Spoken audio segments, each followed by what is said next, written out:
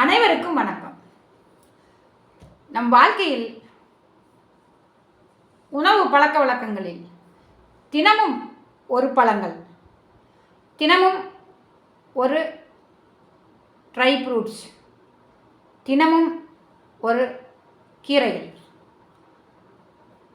இந்த மாதிரி சாப்பிடும்போது நம் உடலில் என்னெல்லாம் ஏற்படும், எப்படியெல்லாம் நமக்கு செயல்திறன் நல்லா இருக்குன்னு பார்க்கலாம். பழங்களில் மலிவாக கிடைக்கக்கூடியது பப்பாளிங்க.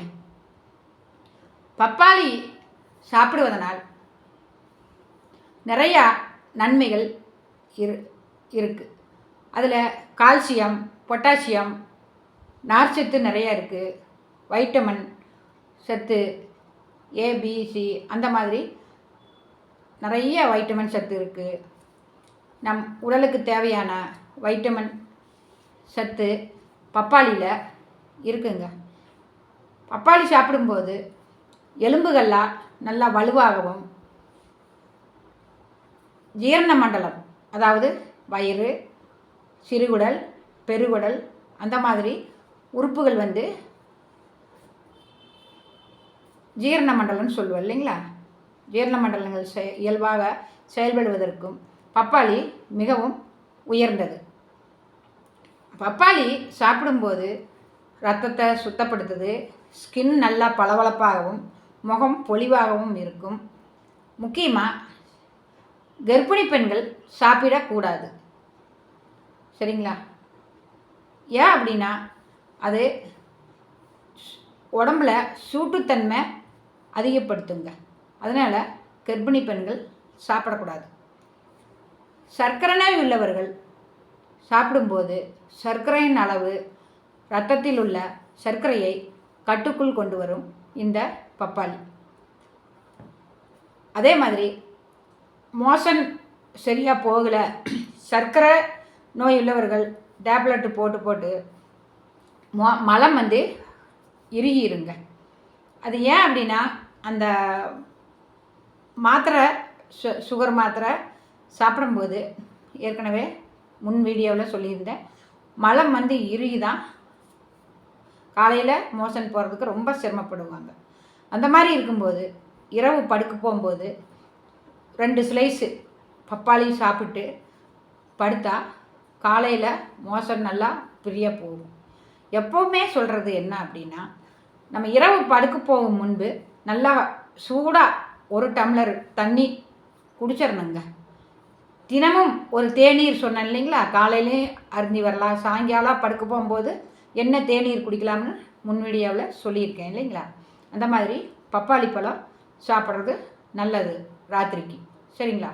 சாப்பிட்ட பின்பு ஒரு 10 காமணி நேரம் கழித்து பப்பாளி சாப்பிடுவது நல்லது. குழந்தைகளுக்கும் மோஷன் போகலை அப்படின்னாலும் குழந்தைகளுக்கு கொடுக்கலாம். பப்பாளினால் கண் பார்வை, கண் நரம்புகள், இரத்த மண்டலங்கள் எல்லாம் முறையாக வேலை செய்யுங்க. அந்த மாதிரி இருக்கும்போது நம் உணவில் பப்பாளி பழத்துலேயே மலிவாக கிடைக்கக்கூடியது பப்பாளி சேர்த்திக்கலாங்க. 2வது, பப்பாளி இலையை எடுத்து நம்மளுக்கு காய்ச்சல், தீராத காய்ச்சல், இந்த இது கொரோனா காலத்தில் நிறையா பேர் வீடுகளில் பப்பாளி இலையை, அது வெளிநாட்டில் விலை உயர்ந்த இலையிலையே ஒன்று பப்பாளி இலைன்னு சொல்கிறாங்க. இங்கே மலிவாக நம்மளை எல்லா வீடுகள்லேயும் பப்பாளி மரம் இருக்கும். அந்த இலையை பறித்து நல்லா கழுவி வாஷ் பண்ணிவிட்டு மஞ்சப்பொடியெல்லாம் போட்டு கல்லுப்பு போட்டு நல்லா வாஷ் பண்ணிவிட்டு ஒரு 3 டம்ளர் தண்ணியில் இந்த பப்பாளி இலையை கட் பண்ணி போட்டு கொஞ்சம் மஞ்சப்பொடி போட்டு நல்லா கொதிக்க வச்சு, கொஞ்சம் கசப்பாக தாங்க இருக்கும், மருந்துனா கசக்கும் தானே. அப்போ அந்த பப்பாளி இலையோட கஷாயத்தை உங்களுக்கு குடிக்க முடியல அப்படின்னா பனங்கற்கண்டு இல்லைன்னா கருப்பட்டி, அப்படி இல்லைனாலும் இருக்கிற நாட்டு சர்க்கரையை கூட போடலாம்.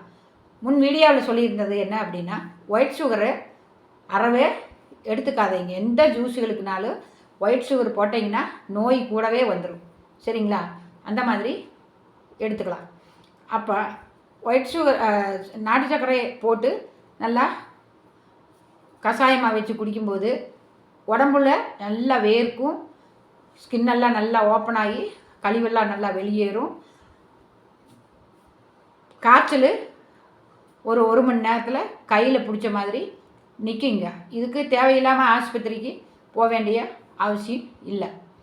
அப்படி இந்த பப்பாளி இலை பழம், பப்பாளி இலையோட மகத்துவம் இன்னொன்று ட்ரை பண்ணி பாருங்கள். கொஞ்சம் பப்பாளி இலையை எடுத்து நல்லா மஞ்சப்பொடி போட்டு நல்லா கழுகி வாஷ் பண்ணிவிட்டு, ஃபஸ்ட்டு சில பேருக்கு முக அலர்ஜி உள்ளவங்களும் இருக்காங்க, சரிங்களா? அந்த மாதிரி இருக்கிறவங்க தயவு செஞ்சு தவிர்க்கணும். இந்த பப்பாளி இலையை நல்லா அம்மியில் வச்சு தண்ணி விடாமல் நல்லா அரைக்கணுங்க.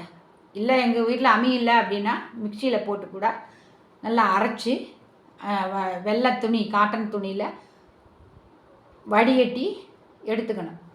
கொஞ்சம் தேங்காய் பால் அரைக்கும் போதே, அந்த பப்பாளி இலையை அரைக்கும் போதே கொஞ்சம் தேங்காய் ஒரு சில்லு போட்டு நல்லா அடிச்சிருங்க. அடித்து நல்லா வடிகட்டி புழிஞ்சு எடுத்துருங்க. எடுத்துட்டு அதில் கொஞ்சம் கடலை மாவு கொஞ்சம் சேர்த்தி கொஞ்சம் தேன் சேர்த்திக்கலாம்.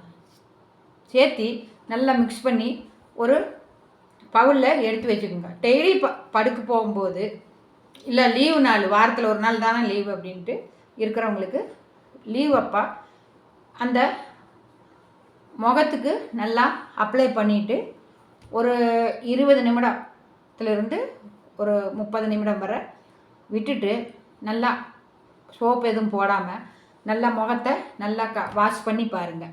ஒரு நாள் ட்ரை பண்ணுங்கள். முகத்துக்கு ஒத்துக்கலை அப்படின்னா போட வேண்டாம், சரிங்களா? சில முகத்துகளுக்கெல்லாம் அலர்ஜி மாதிரி வரும், சில முகங்கள் வந்து நல்லா பொலிவாக இருக்கும், சரிங்களா? அந்த மாதிரி பப்பாளி இலையை செய்யலாம். இன்னொருக்கா சொல்கிறேன், பப்பாளி இலை கொஞ்சம் கழுவி நல்லா மஞ்சள் பொடியெல்லாம் போட்டு கழுவி எடுத்து வச்சுக்கோங்க. பப்பாளி இலை ஒன்று. ரெண்டாவது தேங்காய் ஒரு சின்ன துண்டு அரைக்கும்போது நல்லா அரைச்சி காட்டன் துணியில் தான், சுத்தமான துணியில் புழிஞ்சு எடுத்துக்கணும். எடுத்துட்டு கொஞ்சம் கடலை மாவு போட்டு கொஞ்சம் ஒரு ஸ்பூன் தேன் போட்டு நல்லா குழைக்கணுங்க. குழைச்சி ஒரு டப்பாவில் போட்டு ஃப்ரிட்ஜில் வச்சுக்கலாம்.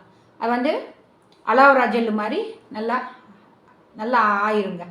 அதை நம்ம நைட்டு படுக்க போகும்போது எடுத்து முகத்துக்கு எல்லாம் நல்லா அப்ளை பண்ணிவிட்டு, இந்த கழுத்தில் கருப்பெல்லாம் இருக்குது இல்லைங்களா, இந்த இடமெல்லாம் அந்த இடத்துலலாம் அப்ளை பண்ணலாம். அப்படி செய்து வரும்போது முகத்தில் உள்ள கருப்பு புள்ளிகள், முக சுருக்கம், முகம் திட்டுத்திட்டா இருக்கும் அப்படின்லாம் இருக்கும் இல்லைங்களா, அந்த மாதிரி இருக்கிறவங்களுக்கு கண்ணு கருவளையம் அதெல்லாம் நல்லா மாறுங்க. இந்த பப்பாளி பழத்தையும் பப்பாளி இலையும் இந்த வீடியோவில் நான் சொன்ன மாதிரி சாப்பிட்டு வரும்போதும் முகத்துக்கு அப்ளை செய்து வரும்போதும் நல்லா உடல் ஆரோக்கியமாக இருக்குங்க. நம் உடலில் உள்ள எல்லா நோய்களையும் குணப்படுத்தக்கூடியது இந்த பப்பாளி பழம், சரிங்களா? பப்பாளி காயை சீவிட்டு நல்லா வெட்டி போட்டுட்டு பொரியலாக பண்ணலாம். பப்பாளி காயில் மோர் குழம்பு வச்சா சூப்பராக இருக்குங்க, சரிங்களா? பப்பாளி காயில் மோர் குழம்பு வைக்கலாம். அது எல்லாமே உடலுக்கு ஆரோக்கியத்தை தரும். ஆரோக்கியமாக வாழ்வதற்கு நம் நலம் நம் கையில். நன்றி.